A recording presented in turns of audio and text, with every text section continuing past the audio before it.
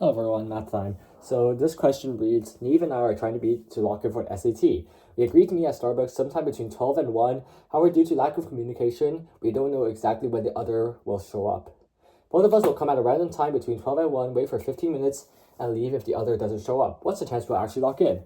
So since there are like infinite times and possibilities of us showing up, there's no way we can actually count individually like all the cases. So instead, we're going to use a geometric approach.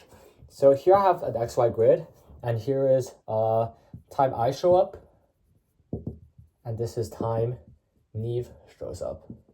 I shall draw it here. Time Neve shows. And each of these will be, the units will be mins after 12, just for the sake of simplicity. Same for here. So we have 15, 30, 45, and 60. Same for here.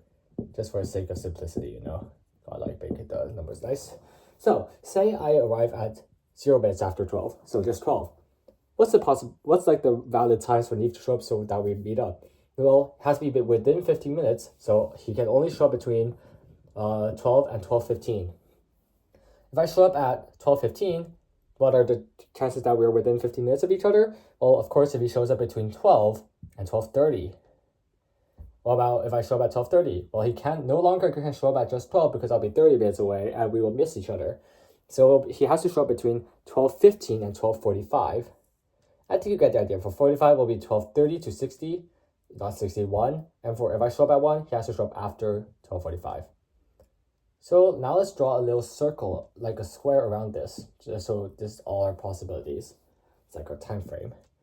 Now, for any point in time around on this line that I show up, he has to be within 15 minutes of it. So what happens is if we mark every single possibility up here, we end up with this geometric shape portion of this square, which is our valid portion.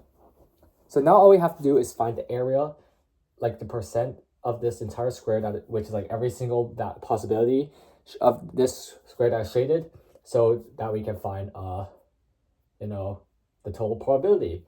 So the part that's not shaded, which is obviously easier to count because it's just two triangles, going to be 45 times 45 over 2 times 2, which is going to be 2,025.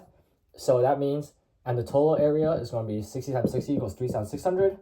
So the valid area is going to be 3,600 times 2025 equals 575, 1575, which means that the valid probability is 1575 over 3,600 equals 7/16, and that is our final answer.